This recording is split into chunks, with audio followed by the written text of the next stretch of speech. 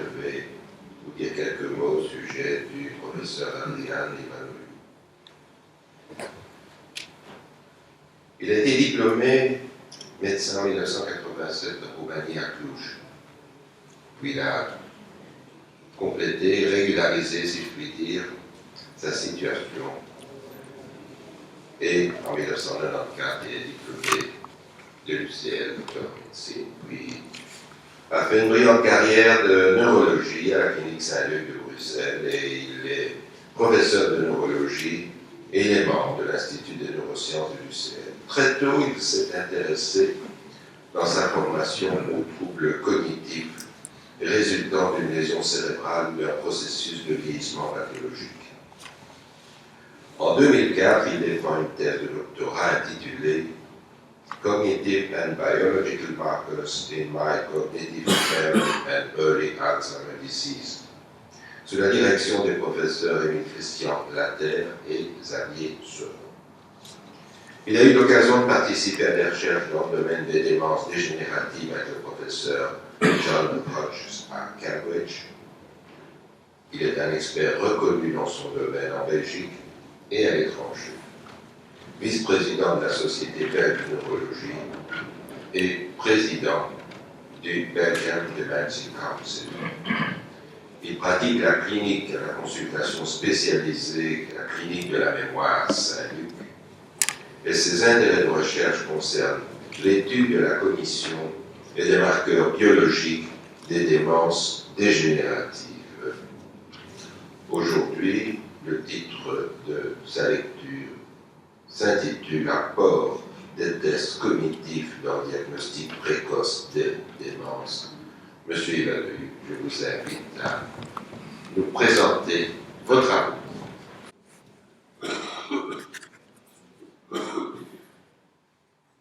Bonjour à tous, et tout d'abord, je voudrais vous dire combien je suis honoré et même très ému d'être ici maintenant avec vous. Et je tiens vraiment à remercier Monsieur le secrétaire perpétuel et vous, chers confrères, honorés confrères, de m'avoir invité. Alors, je voudrais d'abord faire une petite précision avant de poursuivre, puisque j'ai pris une petite liberté qui est d'ajouter un mot au titre de ma présentation qui parlait des tests cognitifs au départ, mais j'ai ajouté le mot biologique parce que, comme vous allez le voir, c'est justement le cœur de la discussion aujourd'hui. Faut-il continuer à utiliser des tests cognitifs, donc cliniques, pour diagnostiquer cette affection, ou faut-il plutôt aller vers des marqueurs biologiques?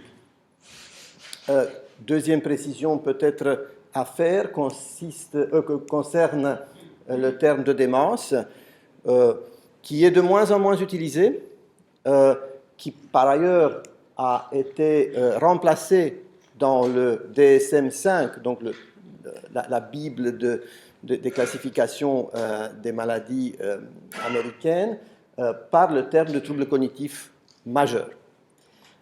Je vais en réalité vous parler surtout de la maladie d'Alzheimer, parce que c'est là que nous avons le plus de données actuellement, et je ne vais pas aborder les autres types de démence aujourd'hui.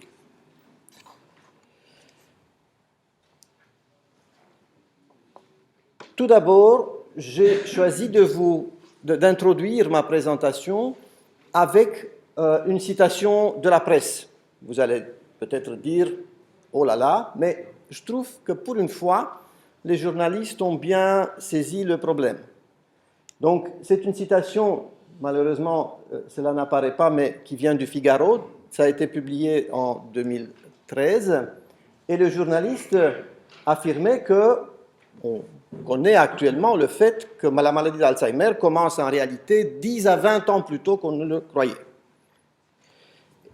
Et que, en tout cas, il fait cette précision. À nouveau, je trouve ça plutôt bien au vu de ce qu'on peut lire dans la presse. C'est vrai en tout cas des mécanismes qui conduisent à cette maladie. Enfin, le journaliste dit il y a un espoir en tout cas que les chercheurs puissent mettre au point un test fiable permettant de diagnostiquer la maladie plusieurs années avant l'apparition de tout symptôme.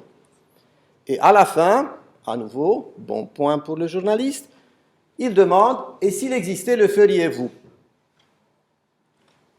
Rassurez-vous, je ne vais pas vous demander de répondre à cela. D'ailleurs, je ne sais pas s'il y a une réponse, je ne vais pas, moi, vous donner une réponse, mais en tout cas, dans ma présentation, je pense que je vais vous parler de beaucoup de choses et peut-être qu'à la fin, vous feriez votre propre idée. Alors, pourquoi? Parce que, à nouveau, avant de procéder, de faire des tests, de faire des analyses, je pense que nous devons, en tant que médecins, nous poser la question du pourquoi. Pourquoi faut-il passer par là? Pourquoi quelqu'un voudrait-il connaître un diagnostic de maladie d'Alzheimer avant l'apparition des symptômes et surtout avant l'apparition des problèmes qui résultent de ces symptômes? Donc, je ne réponds pas à mon nom propre, je ne fais que vous citer ce que les patients nous disent, les patients qui consultent. La peur d'avoir cette maladie, ça revient probablement comme la première cause de la consultation. Et vous allez dire, oui, mais bon, les gens ont peur de beaucoup de choses, il y a beaucoup d'anxieux dans ce monde, ce qui est vrai, mais il est tout à fait clair que pour certains, cette peur d'avoir quelque chose donc fait en sorte qu'ils vivent plus mal que s'ils savaient vraiment s'ils étaient ou pas atteints. Deuxième position, une des raisons invoquées, c'est la possibilité de prendre des mesures préventives ou des thérapies. Les gens croient, beaucoup de gens, que l'on peut prendre de telles mesures. Et ce n'est pas tout à fait faux. Je pense que l'on peut faire quelque chose. Alors, d'autres personnes pensent que planifier le futur est important, par exemple ceux qui vivent seuls, et ils nous disent très clairement, c'est pour ça que je veux savoir si il y a un risque dans les années à venir d'être atteint ou pas par cette maladie. Et enfin, dans certains cas, c'est la famille qui pousse quelque part, les enfants, va consulter, on sait qu'il y a une clinique spécialisée, parce qu'ils ont vu, à raison ou à tort, un changement dans le comportement de leurs proches qui les inquiète. Et si l'on prend notre propre expérience, ici, notre clinique de la mémoire a été ouverte en 1994, j'étais encore assistant, et c'est grâce à professeur Laterre que je me suis lancé dans cette aventure, dans laquelle je suis encore aujourd'hui et que j'aime énormément. La clinique de la mémoire, donc, sur une période de 10 ans, donc j'ai pu faire une analyse pour voir combien de cas nous avons vu qui n'étaient pas déments et donc qui étaient dans cette situation de vouloir savoir et pour lesquels nous avons dû faire toute une série d'examens pour pouvoir essayer de leur répondre. Et dans cette cohorte de patients, et je n'ai pris que ceux qui étaient âgés de 50 à 79 ans pour éviter à la fois les trop jeunes et les très âgés où la situation est plus compliquée, eh bien, sur cet échantillon, 39% des gens qui nous ont consultés, n'étaient pas déments, voulaient savoir, et ils étaient dans cette situation disons, de diagnostic précoce. Alors, les données dont nous disposons à l'heure actuelle et qui sont, à mon avis, les plus intéressantes, les plus solides, nous viennent des études épidémiologiques en France et en particulier de l'étude PACWID. Donc, vous voyez ici un suivi de la cohorte sur le plan des fonctions cognitives pendant 14 ans. Donc, les patients en bleu n'ont jamais développé de démence. Ceux en rouge ont tous développé une démence. Leurs fonctions cognitives, donc ici il s'agit d'un test de cognition objectif, étaient au départ plutôt stables les premières années, mais 12 ans avant le diagnostic de démence, on commence à voir une différence, une divergence avec une tendance à la baisse de la cognition dans le groupe des futurs déments. Et cette tendance s'accélère assez clairement 3 ans avant le diagnostic. Alors, de façon intéressante, cela s'accompagne d'une augmentation des plaintes cognitives chez ceux qui, plus tard, vont développer la démence. Mais cette augmentation arrive avec un petit délai, c'est-à-dire que les gens commencent à se rendre compte que quelque chose ne va pas avec leur cognition environ 7 à 8 ans avant le diagnostic, mais pas 12 ans. Donc les tests objectifs sont probablement un peu plus précoces que la sensation que l'on puisse avoir sur quelque chose qui n'irait pas. Je ne vais pas entrer plus dans les détails maintenant, mais ces mêmes patients qui ont plus de plaintes, ces mêmes sujets plutôt qui ont plus de plaintes, ont aussi plus de symptômes dépressifs pendant cette même période. Autrement dit, avec le diagnostic précoce, ou cette idée donc, de diagnostic précoce, nous nous situons dans cette fenêtre dans l'évolution naturelle de la maladie qui commence très très tôt, probablement, en tout cas par l'agissement de certains facteurs de risque, dans un stade qui au départ est préclinique, sans aucun symptôme présent, et qui évolue ensuite vers le tableau qui est bien connu de tous de démence. Donc dans cette fenêtre, on peut imaginer de faire en effet un diagnostic précoce, et l'on a appelé ce stade, dans un premier temps, stade de trouble cognitif léger, ou mild cognitive impairment. On utilise encore souvent le terme anglo-saxon. C'est là que l'on peut imaginer le diagnostic précoce, et ce stade est un stade prédémentiel, mais pas préclinique, puisque ces patients ont déjà des symptômes, des plaintes, vous avez vu, et on a aussi démontré qu'il se pourrait, en effet, qu'il y ait aussi quelques conséquences dans leur vie quotidienne, subtiles mais bien présentes déjà à ce stade. Donc la première chose que nous pouvons faire en voyant ces données, c'est de dire, faisons des tests cognitifs, évidemment, objectifs, pour pouvoir avoir un diagnostic précoce. Et c'est ce que les spécialistes ont fait dans un premier temps. J'ai pris ici à nouveau notre propre expérience, mais qui est tout à fait semblable à ce qui est publié dans la littérature, toujours par rapport à cette première cohorte que nous avons suivie pendant de nombreuses années. Nous avons trouvé un échantillon de 236 patients qui étaient non déments et pour qui nous avions à la fois tous les examens, les testings cognitifs et le suivi nécessaire pour pouvoir dire ce qu'ils sont devenus plus tard. Donc, les patients ont été suivis pendant de nombreuses années, mais au départ, nous avons pu faire une distinction entre ceux qui étaient vraiment au stade de troubles cognitifs légers, et en particulier troubles cognitifs amnésiques, puisqu'ils avaient un trouble de la mémoire avéré au test, et ceux qui se plaignaient de leur cognition, que nous avons considérés comme des troubles cognitifs subjectifs, étant donné que leur test de mémoire était encore tout à fait normal.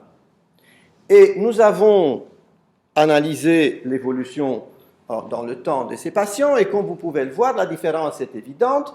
Ceux qui ont été étiquetés au départ comme des troubles cognitifs légers sur base de leur performance en mémoire ont un risque beaucoup plus important de développer une démence que ceux qui, au départ, avaient une performance cognitive normale au test. Bien. Alors, nous n'avons pas fait que des tests de mémoire, nous avons fait aussi des tests d'autres fonctions cognitives comme le langage, les fonctions exécutives, les fonctions visuospatiales. Mais comme vous pouvez le voir ici, c'est la mémoire, le test de mémoire qui est le plus prédictif, avec la meilleure balance entre la sensibilité et la spécificité, pour prédire donc l'avenir plus tard, le développement ou pas de la démence chez ces sujets. Cela ne veut pas dire que ces patients n'ont que des troubles de mémoire au départ et que les autres se développent plus tard, mais en tout cas, le test et les propriétés psychométriques du test permettent plus facilement, si j'ose dire, de mettre en évidence un trouble de la mémoire que, par exemple, un trouble des fonctions exécutives où les variations interindividuelles sont beaucoup plus importantes et les propriétés psychométriques du test moins bonnes. Si l'on regarde maintenant la validité du test, parce que finalement c'est ce qui compte pour le clinicien, c'est qu'est-ce que ce test peut me dire? Eh bien, nous voyons que la sensibilité de ce test est, disons, pas excellente. La spécificité est meilleure. la valeur prédictive positive est pas excellente non plus. Par contre, la valeur prédictive négative est bonne. Donc, autrement dit, il y a un peu trop de faux positifs, il y a quelques faux négatifs, mais 2 fois moins. Donc, autrement dit, avoir un test normal, une mémoire normale, objectivement normale, ça rassure beaucoup. Avoir une mémoire qui commence à devenir faible, ça peut être un signe, mais il y a des faux positifs, donc attention, on ne doit pas non plus trop faire peur. Bien, mais est-ce que ce test de mémoire que nous avons utilisé ici, que je n'ai pas détaillé, mais que je peux vous expliquer, est-ce qu'il pourrait être utilisé dans un contexte plus général, on va dire, de screening? Mais la réponse est clairement non. Si on essaie de voir les valeurs prédictives positives et négatives qui, comme vous le savez, dépendent de la prévalence de la maladie dans la population, vous voyez qu'à des prévalences faibles, comme on peut avoir typiquement dans la population générale, le test est très mauvais en termes de prédiction. Ce n'est que quand la prévalence devient plus forte, au-delà de 20%, et c'est le cas à la clinique de la mémoire, que le test commence à être intéressant. Et même dans le cadre de notre propre cohorte, vous voyez que la prévalence de futurs déments est faible dans le groupe de 50-60 ans et devient plus importante seulement à partir de 60 ans. Donc je dirais que ce test vaut la peine d'être fait uniquement dans des cadres spécialisés comme la clinique de la mémoire, chez des gens qui consultent parce qu'ils considèrent qu'ils ont des plaintes, et je dirais même seulement après 60 ans, parce qu'avant cela, les chances ou la valeur prédictive de ce test est trop faible. Mais vous voyez qu'avec l'évaluation cognitive, on n'est quand même pas très bon, surtout en termes de prédiction positive. D'où l'idée que peut-être la biologie pourrait nous aider.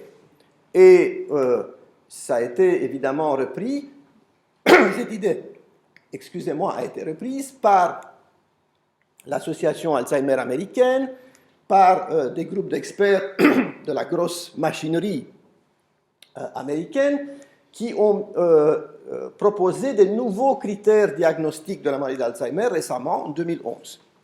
Et ces experts ont dit, pour la première fois, oui, la démence est toujours un diagnostic clinique, mais on recommande, et je reprends leurs termes, l'utilisation de marqueurs biologiques pour aider le diagnostic clinique.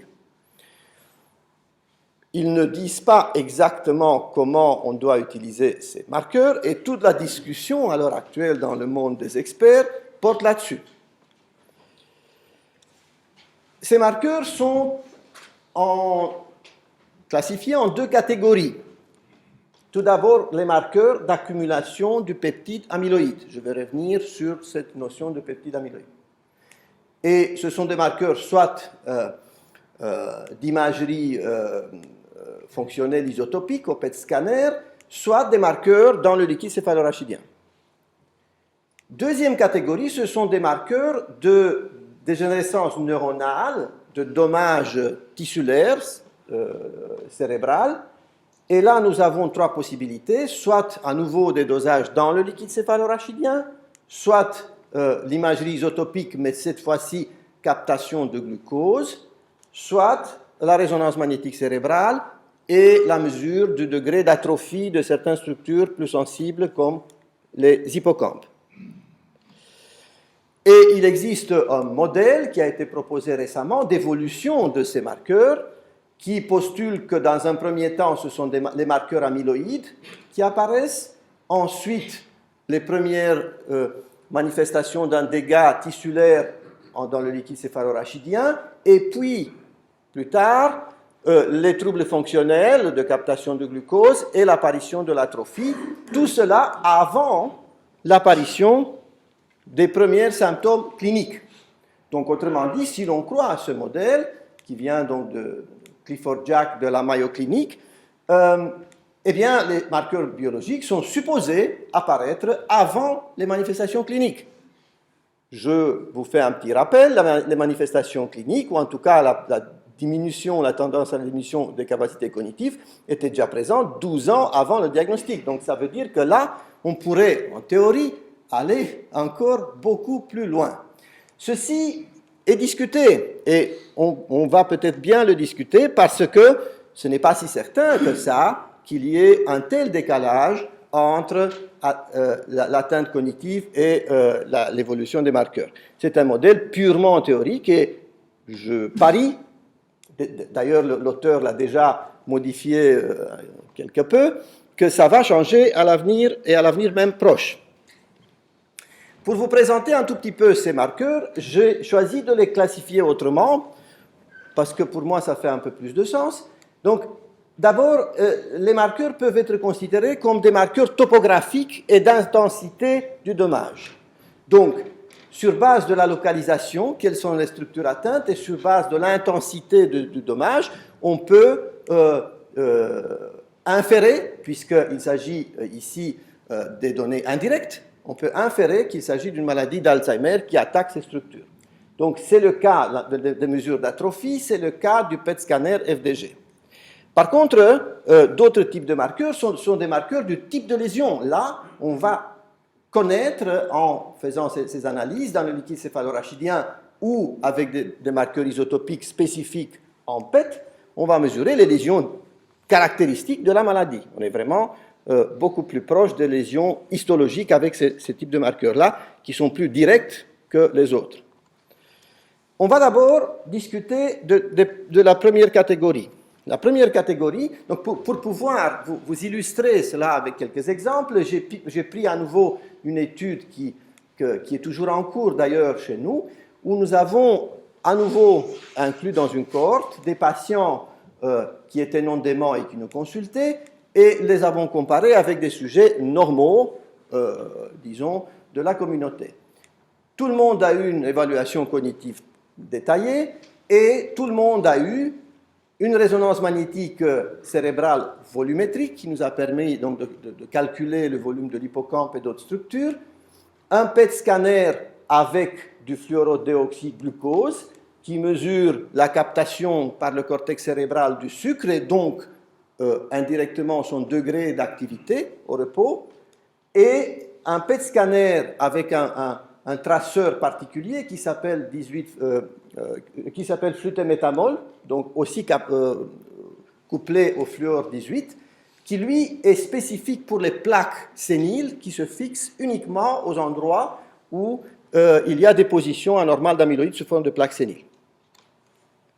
Alors, la mesure d'atrophie cérébrale, couramment se fait en clinique, disons, à l'œil. Le radiologue et le neurologue regardent le cliché de résonance magnétique et disent, bon, il y a de l'atrophie ou pas, sur une appréciation purement visuelle. Ici, vous avez un cas où il y a, donc ce patient, sur 2 ans de temps, vous voyez, il y a une atrophie croissante de ces lobes temporaux antérieurs avec creusement des sillons cérébraux et élargissement de la corne temporale de ventricule latéral. Mais ceci dit, dans un premier temps, ce scanner avait été étiqueté comme normal par le radiologue et par nous-mêmes. Et ce n'est que 2 ans plus tard qu'on s'est rendu compte qu'en fait ce patient était en train de s'atrophier, ce qui montre la difficulté, avec un seul scanner, de pouvoir dire qu'il y a une atrophie qui s'installe.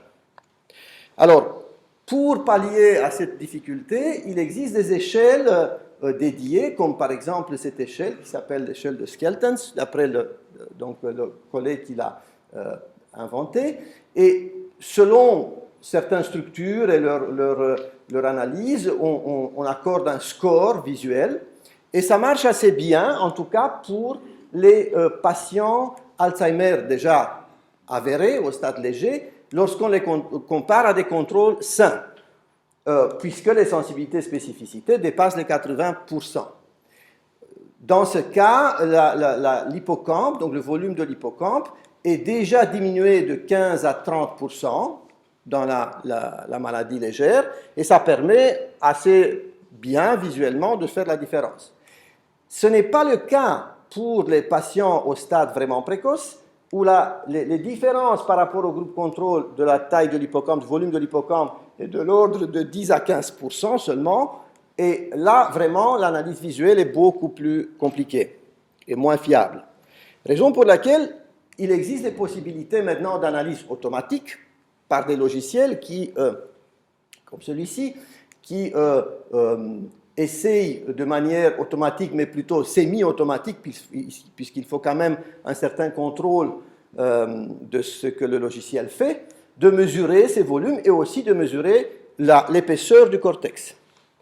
Le problème avec ce type d'approche, c'est que ça prend du temps et c'est difficile à implémenter à l'heure actuelle en clinique. Donc ça se fait en recherche, mais l'implémentation clinique est encore loin d'être acquise, puisque, comme vous le voyez, pour analyser un seul sujet, il faut environ 45 minutes. Mais le résultat est à peu près comme ici, c'est-à-dire vous avez donc une analyse, donc le logiciel délimite la structure, analyse, donc calcule son volume. Ici, c'est un sujet qui n'avait pas de trouble de mémoire à gauche, et à droite, un sujet qui avait des troubles de mémoire et qui a une atrophie, surtout droite, de son hippocampe. Avec ce même logiciel, on peut regarder l'épaisseur corticale, qui est un témoin aussi d'atrophie, évidemment. Les zones ici colorées, ce sont des zones où il y a une atrophie cérébrale qui s'installe. Vous voyez bien que ce sont des zones habituelles, pariétales, temporales, singulaires postérieures, où on a les lésions caractéristiques de la maladie. Bien, maintenant, si l'on passe au stade de l'imagerie fonctionnelle par PET scanner FDG, là, la consommation de glucose nous permet de savoir également quelles sont les régions où cette consommation a diminué, et elle a diminué parce qu'elles sont malades, parce qu'elles abritent des lésions. Et donc, vous voyez qu'ici, c'est un cas tout à fait typique, dans la région pariétale, temporale, surtout sur la face interne, gyrosingulaire postérieure, précuneus. Donc on voit bien que c'est, comme on appelle parfois la maladie d'Alzheimer, c'est une démence postérieure. Les régions pariétales et temporales sont touchées, pas encore les régions frontales, en tout cas dans une bien moindre mesure. Mais là aussi, ce sont des données encore indirectes, hein, évidemment, puisque donc on sait que c'est de l'Alzheimer à cause de la topographie, pas à cause d'autre chose. Pardon.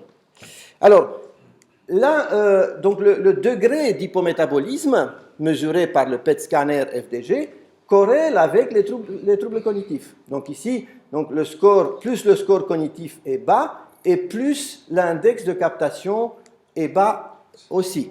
Donc l'index est calculé à partir de ces régions, de plusieurs régions qui sont touchées. Ce n'est pas une corrélation extraordinaire, mais il y a bien une corrélation. Et lorsqu'on essaie, dans une équation de régression, de voir qu'est-ce qui prédit le score cognitif en incluant le volume de l'hippocampe, le degré d'hypométabolisme calculé comme un index, en plus de la charge d'amyloïde dans le cerveau et de l'âge, on arrive à la conclusion que les deux, le volume de l'hippocampe et l'index d'hypométabolisme, sont prédicteurs indépendants de la présence de troubles cognitifs chez le sujet, alors que, par exemple, l'amyloïde, lui, n'est pas prédicteur, en tout cas pas lorsqu'on considère les marqueurs de dommages tissulaires. L'âge, d'ailleurs, non plus. Donc, quand on fait appel à ces marqueurs d'atrophie ou d'atteinte fonctionnelle donc, du métabolisme, ce que l'on a, c'est quelque chose qui a la tendance à corréler, en effet, avec les troubles cognitifs. Mais ça veut aussi dire que les troubles cognitifs sont là en même temps que l'altération qu'on mesure. Voyons maintenant le deuxième type de lésion, les lésions de marqueurs qui mesurent le type de lésion. Pour rappel rapide, nous avons deux lésions qui sont considérées caractéristiques dans la maladie d'Alzheimer. La présence de plaques séniles formées d'un peptide qui s'appelle le peptide amyloïde, qui résulte de la dégradation d'une protéine membranaire qui est la protéine APP, et que l'on peut mettre en évidence avec différentes méthodes dans le cortex cérébral. C'est ce que M. Alzheimer avait fait d'ailleurs. Et la deuxième lésion, les dégénérescences neurofibrillaires, qui résultent d'une altération par hyperphosphorylation d'une autre protéine qui est la protéine Tau, qui forme les microtubules à l'intérieur de l'axone du neurone. Et donc, cela mène à des dépositions intracellulaires de fibrilles anormales enchevêtrées, qui sont les dégénérescences neurofibrillaires. Alors, les marqueurs peuvent, à l'heure actuelle, mettre en évidence ces lésions ou leurs conséquences. Dans le liquide céphalorachidien, nous pouvons doser la protéine Tau totale, qui donc témoigne de tout dommage neuronal et axonal. On peut avoir une augmentation de la protéine Tau après un accident vasculaire cérébral, donc ce n'est pas caractéristique de la maladie d'Alzheimer. Un peu plus spécifique pour les neurodégénérescences en général, et en particulier pour la maladie d'Alzheimer, c'est la variante phosphorylée de cette protéine Tau qu'on peut doser, puisque nous ne la voyons que dans les neurodégénérescences accompagnées de hyperphosphorylation et pas après accident vasculaire cérébral, par exemple. Et enfin, l'amyloïde bêta 42, qui est ce fragment qui s'était déposé dans les plaques séniles et que l'on trouve à des taux beaucoup trop bas dans le liquide céphalorachidien. On ne comprend pas très bien pourquoi, mais on pense que c'est un problème de clearance plutôt, d'évacuation. Donc le peptide reste dans le cerveau et ne s'évacue pas plus via le liquide céphalorachidien. Alors, nous avons là aussi une petite cohorte, beaucoup plus petite cette fois-ci, que nous avons suivie pendant de nombreuses années et qui avait eu au départ une ponction lombaire et une analyse des marqueurs dans le liquide céphalorachidien, en tout cas des deux marqueurs, Tau et amyloïde. Nous n'avons pas ici analysé la phospho-Tau. Et à nouveau, au départ, nous avions classifié les patients comme ayant des marqueurs anormaux ou des marqueurs normaux. Et l'évolution, pendant plusieurs années, jusqu'à 10 ans pour certains, nous indique clairement que ceux qui avaient des marqueurs anormaux, en effet, ont eu un risque bien accru à devenir déments d'Alzheimer par la suite, beaucoup plus que ceux qui avaient des marqueurs au départ normaux. Mais, à nouveau, ça c'est beau, il faut encore voir quels sont les chiffres de la sensibilité, de la spécificité. Vous pouvez constater, mais attention, ce n'est pas le même échantillon, donc je vous mets en garde, mais quand même, ça donne une idée. La sensibilité de la méthode est excellente. Et dans la littérature, on a la même chose. Donc, les patients qui deviennent déments ont quasi tous, au départ, des années avant, le marqueur positif dans le liquide céphalorachidien. Là, le problème ici, c'est un problème de spécificité, puisque, comme vous le voyez, un tiers des gens avec des marqueurs positifs, ben, finalement, n'ont pas développé de démence, donc étaient porteurs, entre guillemets, de cette anomalie, mais ne sont pas devenus déments. Là aussi, le pouvoir négatif prédictif est bon, donc un liquide céphalorachidien normal vous rassure pendant 10 ans, ok, mais un liquide céphalorachidien pathologique, oui, il y a un risque, clairement non négligeable, mais loin d'être 100%. Et ces chiffres sont tout à fait en accord avec la littérature. Ici, vous avez une très large étude hollandaise où 31% des sujets contrôle étaient positifs dans le liquide céphalorachidien. Chez nous, c'était 33%. Et dans une autre étude américaine ici, c'est stratifié selon l'âge, mais on arrive à des chiffres tout à fait identiques. Je vous attire l'attention sur le fait qu'après 80 ans, la moitié des sujets de cette étude, des sujets contrôle, avaient des marqueurs positifs dans le liquide céphalorachidien, ce qui veut dire que, clairement, il ne faut plus faire de ponction lombaire après 80 ans. Vous allez tomber sur beaucoup de gens qui ont des marqueurs positifs sans pouvoir prédire leur évolution vers la démence. Le scanner, donc le PET scanner avec flutémétamol est intéressant. Pourquoi? Parce que, d'une manière assez claire et très facile, il permet de faire la part des choses entre les gens qui n'ont pas du tout de déposition d'amyloïdes, ou très peu, qui sont négatifs, ici à gauche, et ceux qui ont une déposition anormale d'amyloïdes, ici à droite, qui sont clairement positifs. En général, la séparation, donc au niveau technique, la séparation est assez bonne entre les positifs et les négatifs. Et l'intérêt de faire un scanner amyloïde ne réside pas tellement entre la corrélation qu'on pourrait avoir avec la présence ou pas des troubles cognitifs. Vous avez vu que ça corrèle moins que les autres mesures, mais par contre, dans la prédiction de l'évolution future. Parce que, donc vous allez le voir, c'est probablement une des meilleures méthodes que nous avons à prédire l'évolution, en tout cas durant les quelques années qui suivent.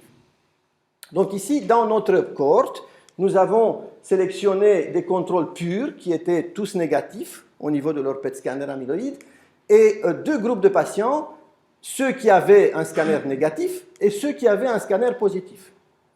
Et ils sont plus ou moins des proportions égales. Et nous avons actuellement, ce sont des données préliminaires, un follow-up de 2 ans pour ces patients, disons, mais quand même, dans la cohorte, beaucoup ont déjà passé l'évaluation à 2 ans, et nous pouvons dire que leur score cognitif global, s'ils avaient de l'amyloïde au PET scanner, ben, il a diminué de manière significative. S'ils n'en avaient pas, il est resté stable, comme le score chez les contrôles, même s'il est plus bas.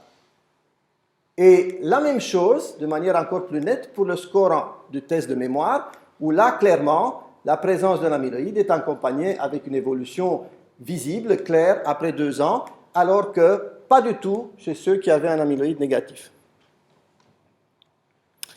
Et la littérature confirme cela. Donc ici, nous avons des études avec le PET scanner amyloïde, mais qui sont plus anciennes, qui utilisent un autre produit qui était utilisé avant le flutémétamol.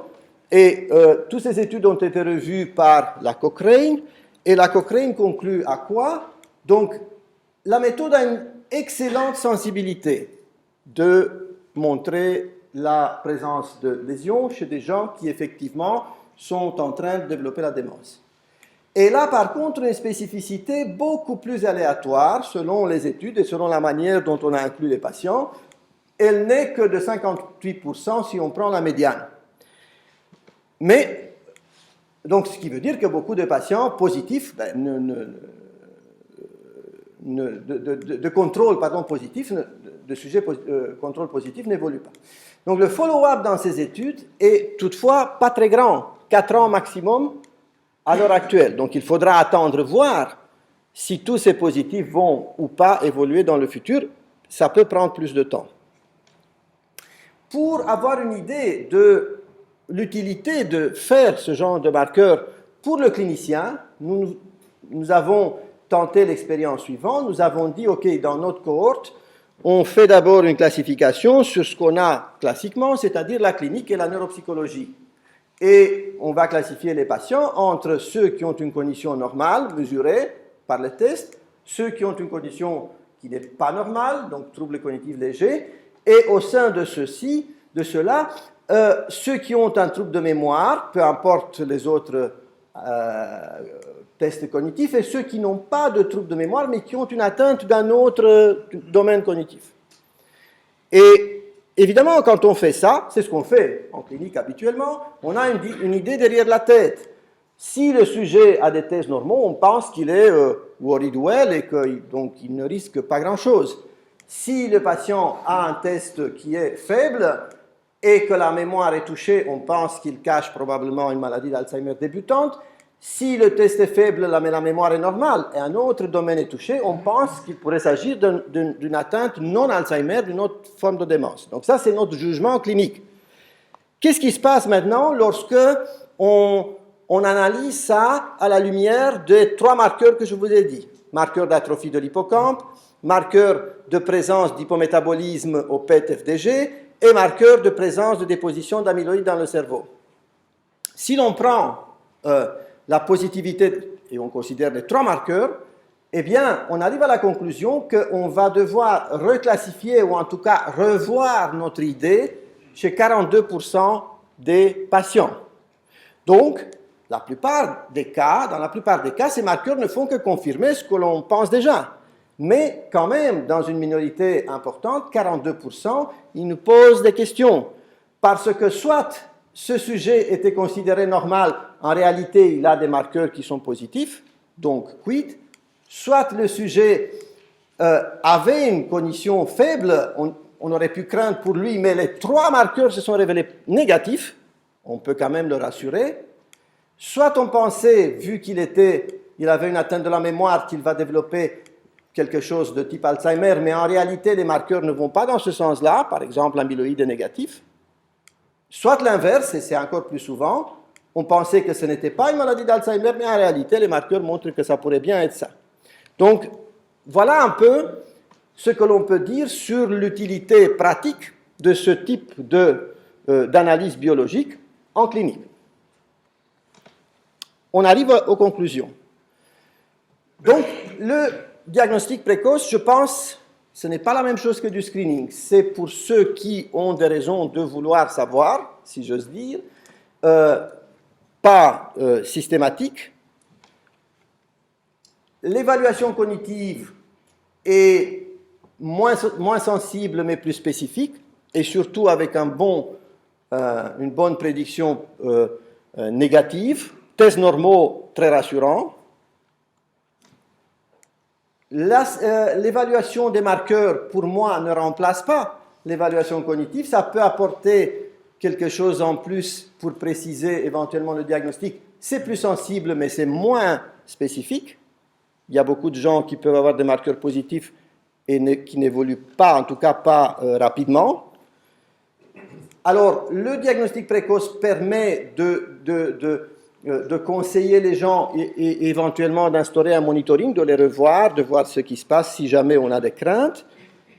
Et il faut bien dire que nous n'avons pas de thérapie médicamenteuse, en tout cas à proposer à ce stade, et que la seule chose qu'on pourrait éventuellement faire, c'est de proposer aux gens de participer dans des études cliniques. Je vous remercie de votre attention.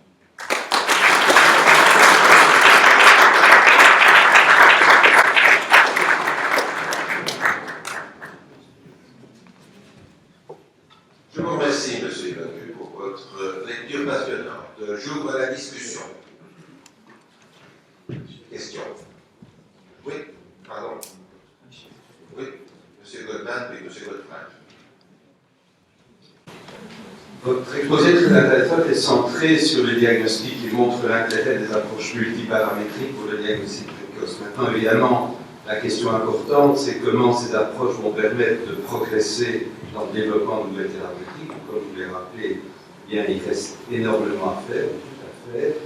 Et à cet égard, comme vous savez, en particulier l'étude d'AIEN aux États-Unis accorde quand même une importance aux facteurs génétiques et aux marqueurs génétiques. Donc je suis un peu étonné que dans votre approche multiparamétrique, vous n'ayez pas fait allusion aux aspects génétiques. Je pense bien entendu en particulier aux gènes qui codent pour un polyphore.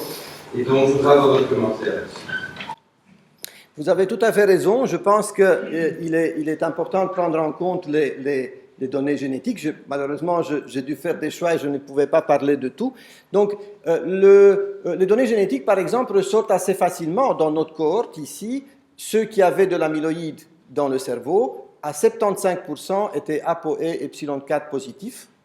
On aurait pu utiliser ça plutôt que le scanner pour montrer que, parce que dans le groupe contrôle et dans le groupe des patients amyloïdes négatifs, il n'était que 25%, si ma mémoire est bonne. Donc effectivement, maintenant, le problème se pose là aussi. Donc le test génétique n'est pas un test diagnostique.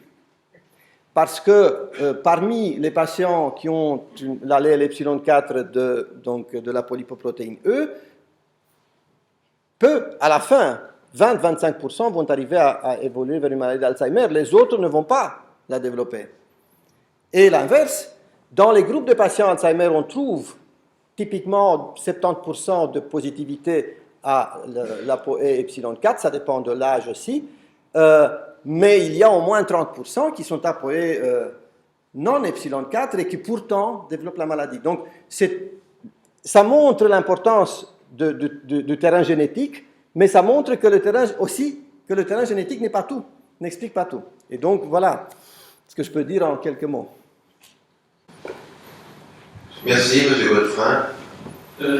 Vous avez présenté une très belle analyse de la maladie d'Alzheimer, mais il existe d'autres formes de démence. Est-ce que vous pouvez, avec tout ce que vous savez, dire ceci c'est une démence d'Alzheimer ou ceci c'est une démence vasculaire?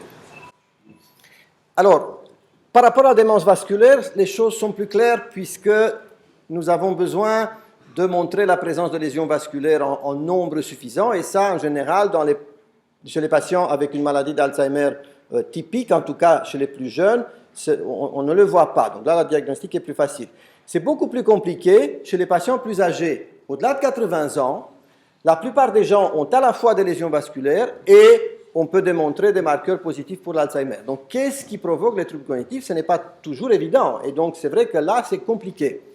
Par rapport aux autres démences dégénératives, c'est difficile aussi, parce que dans beaucoup de cas, nous avons des pathologies intriquées. On peut avoir des corps de Lewy, par exemple, que l'on rencontre dans le Parkinson, dans des cas où les lésions majoritaires sont de type Alzheimer, et ce n'est pas toujours facile à faire la distinction, et les tableaux cliniques peuvent être atypiques. Je n'ai pas montré, mais par exemple, un patient Alzheimer, dans 25% des cas, il se présente de manière atypique au niveau clinique.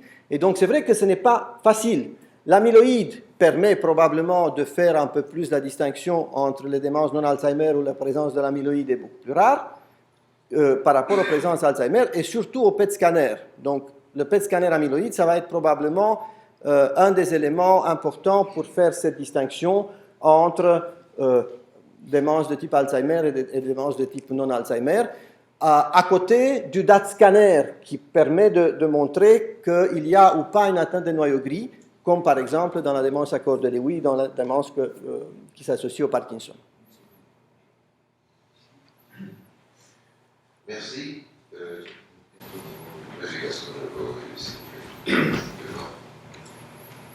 Merci beaucoup pour votre remarquable intervention. Vous avez quelques questions à vous poser. En effet, l'aspect génétique est important, mais également l'aspect épigénétique de plus en plus est pointé comme quelque chose d'important. D'autre part, vous n'ignorez pas que beaucoup d'experts ont requalifié l'Alzheimer de diabète de type 3, suggérant que le stress carbonyle joue un rôle important dans la progression de lésions moléculaires associées à cette maladie. Avez-vous donc profité de votre corps pour éventuellement étudier des marqueurs de régulation de ce stress carbonyle, donc l'hyperinsulinisme, l'hyperglycémie, l'hémoglobinité? D'autre part, on sait qu'un témoin des déficits de méthylation qui interviennent dans l'épigénétique sont l'hypermocicénémie. Donc, ne considérez-vous pas ces marqueurs comme potentiellement intéressants? Ce serait peut-être intéressant pour viser de votre étude, pour leur donner une valeur potentielle prédictive, et si c'est le cas, éventuellement de dégager des approches préventives, étant donné qu'on a des moyens pour régler ces deux phénomènes que sont les déficits de méthylation d'une part, le stress carbonyle d'autre part. Vous avez tout à fait raison, c'est une approche très intéressante, et d'ailleurs j'ai assisté non loin que cette semaine donc, à un exposé sur le rôle de l'insuline justement au niveau du neurone, puisqu'on pense qu'elle n'a pas de rôle, mais en réalité elle a beaucoup de rôle, et donc effectivement ça aurait pu être quelque chose d'intéressant à faire. Malheureusement on a dû faire des choix, et donc dans cette cohorte nous n'avons pas analysé ces données-là, mais je crois effectivement que ça devrait être un sujet d'étude pour le futur. Monsieur Monet? Oui, Adrien, je pense qu'il faut lever une confusion, une ambiguïté entre le syndrome et la maladie. Tu es parti de la démonstration sémiologique des atteintes cognitives, qui sont multiples, avec des patterns qui sont plus évocateurs de maladie d'Alzheimer, des patterns qui sont plus évocateurs de démence à corps de Lewy, des patterns plus évocateurs de démence frontotemporale, et d'autre part des mécanismes physiopathologiques. Et même si on voit la neuropathologie, elle n'est pas toujours clear-cut, particulièrement chez les sujets âgés. Le cas d'Alzheimer était une mutation de la préséniline 1, on le sait maintenant, c'était une femme d'une quarantaine d'années. Maintenant, ce à quoi nous sommes passés par la maladie d'Alzheimer et les préséniles, il y avait l'athérosclérose qui est devenue la démence sénile alzheimerisée, qui est devenue la maladie d'Alzheimer, et on sait maintenant que ce groupe est très hétérogène. Et je rejoins M. Castronovo, les facteurs de risque des maladies vasculaires sont aussi des facteurs de risque de démence. Et donc tout est dans les mécanismes physiopathologiques. Donc moi je pense qu'il faut bien distinguer la sémiologie cognitive qui est multiple du processus pathologique.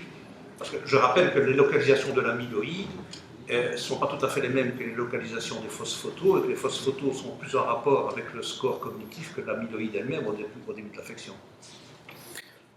Tout à fait d'accord, et je pense même, j'irai même plus loin, je pense que les découvertes récentes doivent nous faire réfléchir à qu'est-ce que c'est que la maladie d'Alzheimer réellement. Si on prend une définition de maladie comme étant quelque chose de clinique, et je pense que c'est ce que nous devons faire, alors effectivement, il y a l'atteinte cognitive, etc., que nous avons vue. Si on se réfère aux lésions de type Alzheimer, bon, alors la discussion commence, parce que ces lésions, dans quelle mesure elles sont vraiment pathogènes dans cette maladie? Donc il y a beaucoup de discussions à l'heure actuelle pour savoir qu'est-ce qui tue les neurones et les synapses. C'est probablement pas les plaques, en tout cas pas comme ça, c'est probablement pas non plus les dégénérescences neurofibrillaires, ou en tout cas pas seulement. Et donc il y a certainement des choses qui nous échappent, parce qu'il faut savoir, par exemple, pour les dégénérescences neurofibrillaires, on a montré que les premières prétangles, donc les premières modifications très précoces de la protéine Tau, qui commencent à s'hyperphosphoryler avant de se déposer sous forme fibrillaire et restent encore solubles, ces premières modifications apparaissent chez les adolescents. Donc le plus jeune qui avait cette modification est un garçon de 6 ans. Donc c'est quelque chose qui apparaît très très tôt, et dans quelle mesure ceci est lié, et comment ceci est lié à la maladie, c'est ça qu'on ne comprend pas encore bien. Donc je suis tout à fait d'accord qu'on doit quelque part distinguer, surtout qu'on a maintenant les moyens de mesurer ça. Cliniquement, on doit distinguer entre lésions, syndrome clinique, et être très prudent pour ne pas considérer quelqu'un qui vient, qui a un scan amyloïde positif, mais qui n'a aucun symptôme et qui n'a aucun trouble mesurable, lui dire vous avez la maladie d'Alzheimer, je pense que c'est faux. Vous avez des lésions, vous avez de l'amyloïde, une amyloïdose, mais pas la maladie d'Alzheimer. Vous êtes à risque, peut-être bien, mais vous n'êtes pas malade. Monsieur Préli.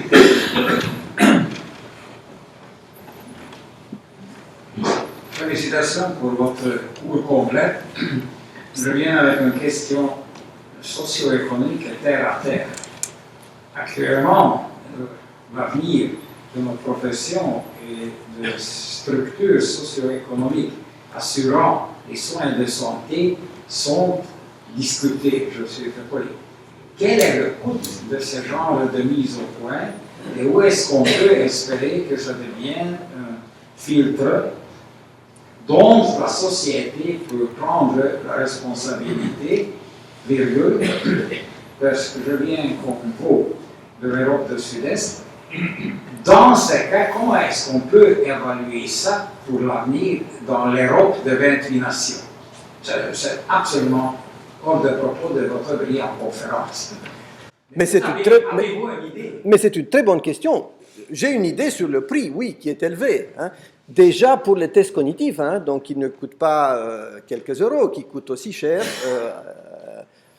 Et donc, je pense qu'effectivement, le problème se pose. Pour pouvoir avoir un bénéfice et pouvoir payer, il est clair que l'on doit imaginer alors des thérapies qui font que la maladie recule ou qu'elle diminue, et qu'à ce moment-là, effectivement, on pourrait justifier. Le problème, c'est que, bon, en attendant, si on n'applique pas les thérapies au stade précoce, quand les troubles sont présents, c'est trop tard. Et ça, toutes les études négatives récentes le montrent. Donc il faut agir à ce stade précoce. Mais pour qu'on puisse agir au stade précoce, on a besoin de pouvoir sélectionner les gens. Voilà où on en est. Monsieur Sarko. Adrien, je pense que les chiffres que tu nous as montrés, et j'en reviens au niveau de la clinique et de la démence, je dirais, étaient très intéressants. C'est peut-être intéressant également de dire que si la sensibilité n'était pas si bonne pour les tests utilisés, il y a d'autres tests où la sensibilité peut être améliorée, je dirais, tout en gardant une bonne spécificité, puisque celui-ci était un test qui était surtout avec une combinaison de rappel indicé, et donc le fait de pouvoir avoir certains tests où le rappel est libre et les gens sont obligés de faire eux-mêmes, je dirais, le travail de rappel, permet alors à ce moment-là d'augmenter la sensibilité et puis d'utiliser la deuxième partie du test pour garder une bonne spécificité.